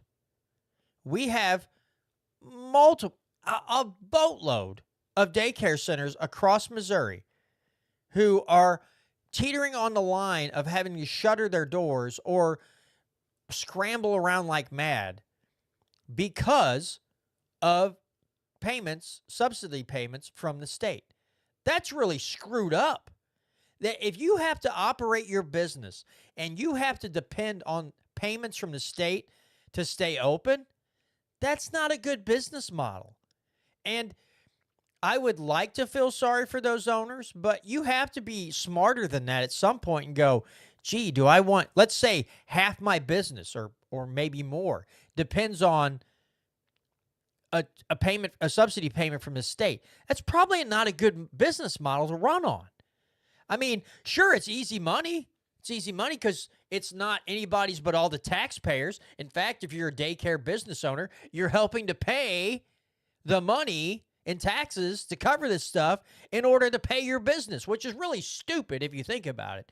But that's one small thing that comes, I believe, from like Medicaid expansion. How that affects businesses and everything else. It affects healthcare. It affects daycare. It affects schools. It affects a lot of things. And this is just normal. How, and again, what Brandon said, as far as MAGA goes, you put on your MAGA hat every day, and you put on your Trump shirts and your Trump hats and everything else. At some point, you all have to wake up and figure out this is not a good business model. That you have to demand way more than you've demanded from your cult leader at this point. You're going to have to demand a lot more. But I don't want to lay this at the feet of just Trump. This is Congress. These are your state houses. There's a whole lot of politicians that deserve a lot more scrutiny than they've been getting from the media and the public in general. There's a lot. You need a lot bigger magnifying glass, a higher strength magnifying glass to dig down below and find out what exactly is going on. And you must demand better, and you'll have a much easier time at your state level than at the federal level, because if you don't have a $30,000 check to hand out to people, unless you're going to see like a Thomas Massey or something, you're probably not going to get in their door to begin with to talk to them about even trying to convince them to do the right thing. So the state level's a little easier, but Missouri, that's getting more difficult because the MAGA trend, the I'm a Republican trend, that people base how they vote in the federal elections, that mindset has passed on to Missouri, and because the Republican Party, the national side especially, and essentially the state side too, has been captured, then voting for Republicans because they say they're Republican is not getting you anywhere. And again, the daycare, the child care thing is just one part of the problem. And then you have the Justin Sparks who, tried, and I guess he kind of succeeded on building a daycare center just for St. Louis County Police employees. And, again, they have to depend on state budget and grants and non-government organizations to keep funding that. But what happens if the economy takes a huge dump? And all these other, and then the state says, well, we have to cut the funding. Now you've built something for a different government group of government employees, and now that's going to fail, or either that or all the private daycares will fail, and the only one that'll stand will be the one for St. Louis County police employees, because they're more important than the private industry if you talk to a lot of politicians. Yeah. And again, it's like it goes back to like one of those things where, like, if you say, hey, maybe like the police, like maybe they should be in charge of their own daycare, well, then you just hate police officers, don't you? I do. Like that's their go-to. They're terrible people. Terrible. All of them suck. Not really. Right. No, but that's what they do. Like if you say, oh, I don't think we should fund that, it's not that you have an argument about whether the state should be funding police officer daycare. It's about you hate the police officers. Like that's their initial go-to. And another thing I want to point out about something we were just talking about a second ago, of that percentage of the budget. So like, between Medicare, Medicaid, Social Security, and the military, it's upwards of like 50 or 60% of the budget, right? I think a solid like 15 to 20% of that budget is also for paying off servicing the interest on the debt. So that's you can't cut that spending, obviously. It's interest you're paying on the debt from spending you've already had. So you can't cut spending on interest.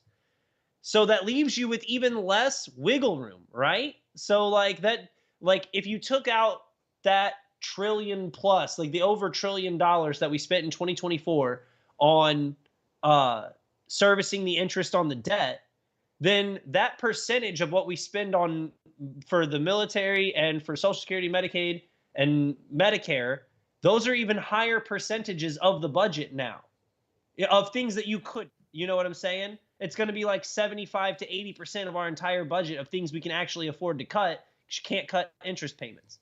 And so it's even more dire that, like, yeah, sure, we can cut down the FMCS, and that's great. We shouldn't be paying for that in the first place, but it's a drop in the ocean compared to like that level of, like, that's the cuts that need to be made if you want to balance a budget. Like if your goal, like if you think that having a balanced budget is important, you have to look at making actual important cuts.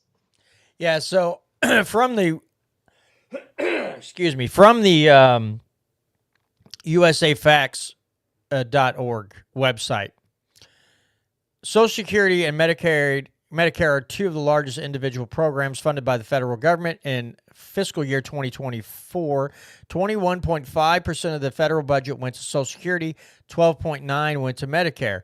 These programs are part of the government's mandatory spending, which is required by law and is not subject to annual congressional appropriations. And the second type is discretionary. This type of spending funds things like education and defense and is subject to congressional appropriation each year.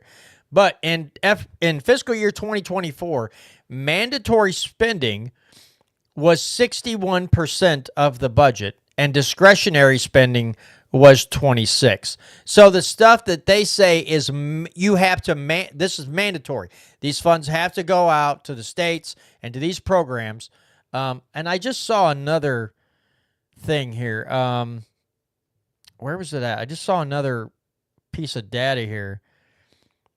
Man, I hate when I lose my place. There was something about, where the heck did it go? It was something about from 1980 to today, how much it's went up. And now I just literally saw it. And now I can't find it because I'm an idiot. Is this it? So it shows that, let's say in fiscal year 2024, $6.8 trillion was spent by the federal government.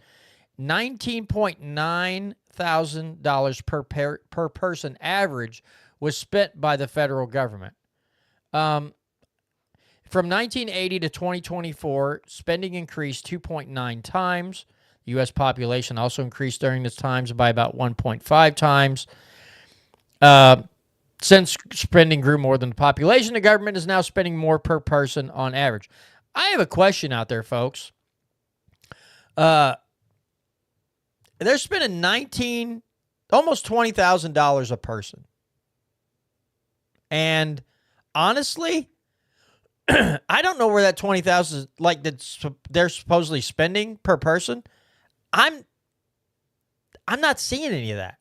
Like, I'm not getting a good product out of $20,000 a year.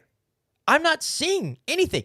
I'm not gaining anything by their spending $20,000 on me. No, and not to mention that does not cover like that was what the federal government spent, right? That's not your roads. That's not your police department. I mean, it may be a very, very tiny portion of, goes to your police department, but your property taxes, your local sales taxes, all of that is what's paying for all of your, all of the things that you actually use day to day. That's totally different. Like, that's not more roads. That's everything but the essentials. And that's what they spent, $20,000 per person. Yeah, I mean, if you spend $20,000 on anything, let's say you spend $20,000 on a car, you would expect that car to be reliable, dependable, and you get some kind of value out of it. But when the government spends $20,000 per person, there's no value. You're not getting anything of real substance out of this spending. No. Look. And if you tried to tell them, if you explained the American situation as if it was another country, like if you're like, oh man, can you believe that Canada spends $20,000 per person? You'd be like, yeah, those socialists up there are crazy.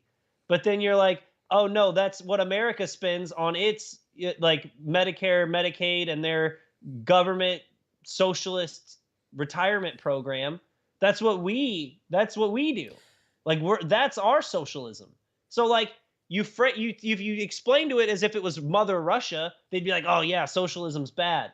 But then you're like, no, that's America. Those are American policies. Oh, you can't take away my Social Security and my Medicare. So, funny story. Last week, for work, I had to go in on not normal hours. I had to go in Monday through Friday for a boot camp of sorts to teach me all kinds of stuff about health, safety, and environmental, right? There were two guys from, because our plant hosted for a lot of other North American plants. So we had two guys from Canada there, right? And one was like freaking communist. You know, he's like, we get, because one of the guys from my plant I was sitting next to was talking to him about firearms. He's like, he goes, we can have some rifles. He's like, handguns are gone. He goes, because we got a bunch of freaking communists up there. And we both chuckled. So we're out on the plant floor later doing an exercise. We were doing machine guarding. And one of the other technicians from my building said something about, I'm going to come up and move to Canada. It sucks here or whatever. And the guy's like, huh? She's like, yeah. She's like, this is an S-hole around here and everything else. She's like, he goes, we just got paid today. And we're like, yeah. And he goes, 50% of that's gone in taxes. And so this person goes, we get free health care. He goes, it ain't free. I'm getting taxed to death for it. And he goes, and it sucks. He's like, he said prior to 2015, he goes, it was pretty cool. And he goes, since 2015, it is terrible. And he goes, they keep taxing us more. He goes, the healthcare system sucks. And so I'm close enough to hear the conversation, but I was kind of standing back a little bit, and inside of my head, I'm cheering. I'm like, thank God. We got two people who seemingly have some sense coming. Because, you know, people just tend to think all Canadians are dumb, and that's clearly not the case. We saw the COVID, you know, not the riots, but just the people standing up and the truckers and everything else in Canada over the mandates, right? So we know Canada's still got a lot of good people up there. But on the way back, I was like, man, thank you for that. I said, people just hear stuff in the media and they take it as the gospel on Canada. They're always using Canada's healthcare as an example of what we should have in this country. And he goes, yeah, he goes, there's some great things about Canada. I was like, yeah, you guys got some beautiful land and stuff. He's like, yeah, there's some great things. He's like, but there's a lot of things that sucks. Like, it's like just like any other country. I was like, yeah, we got a lot of problems down here too. But it was just so nice to hear it. And yeah, I had to have been glowing when the dude was talking about how bad it sucked. I bet you I had a grin that I just didn't even know was on my face. I was trying to seem like neutral and just listen, but I had to have been looking like a small star out in the universe. I had to have been absolutely just glowing with light as this guy's just like, no, what are you, out of your mind? I was like, yay! So it was great. So did you see that story? It was trending that the girl who has to go in for an MRI on her brain to check and see if she has cancer, and the date for her appointment is 2026. There was a big story going around X. It was like shared by a bunch of people. It was like blew up because she was like, I have an appointment for a brain scan to check and see if I have cancer, and it's in 2026. So that's the state of that free healthcare for you, is you wait a full year for a brain scan to check for cancer. Not to mention the fact that they now, especially with like some of their veterans and stuff and elderly people that need some costly medical care, that they're like, well, you can get into one of these. It's basically a pod you can just kill yourself, euthanize yourself in it. They're offering those. Tom Woods had somebody on his show one time talking about it. It was a veteran or something going through some stuff, and they're like, well, you could get in this pod. You know, it basically just euthanizes you. If that's a beautiful healthcare system to you, then your brain needs rewiring. Like, you really need to go out for a day of electroshock therapy at that point if you think that's the kind of. Now, that doesn't get blasted all over the place like it should. That's unknown to people. It's like, this is the kind of information that people need to understand before they go wanting a government-ran healthcare system totally like Canada's got. There's some nasty stuff in the background that maybe you should think about. I remember that when the Affordable Care Act was being pushed out to the public. People like, they're going to have death boards. And there are a bunch of people like, no, there won't. And then they admitted, like, the next year, they're like, yeah, we're going to have things, like, looking at to see if it's worthwhile spending this money. Like, say somebody's, like, 70 years old and they need a knee replacement or something. Like, yeah, we're just going to have to look and say they might have to decline that because it's too expensive for that age of person. And I literally had a somewhat of a family member's like, well, yeah, I can get that. I go, really? Really? You get that? You think that because a 70-year-old person needs a surgery and that they're closer to the end of their life that maybe they don't deserve it? Like, you think that's okay? Like, I What if they live to be 100 years old? Then they have that knee for 30 more years. Like, you don't know. It's like, again, I'm not for government paying for anyone's anything, but I mean, at least be fair across the board, you know? Like, I don't know. That's stupid.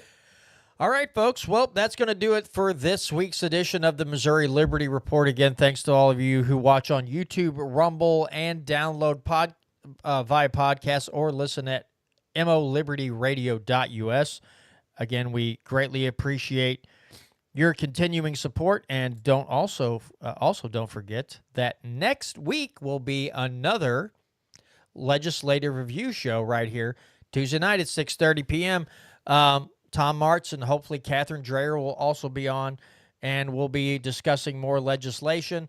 Voodoo said that the good SAPA bill passed through the House today.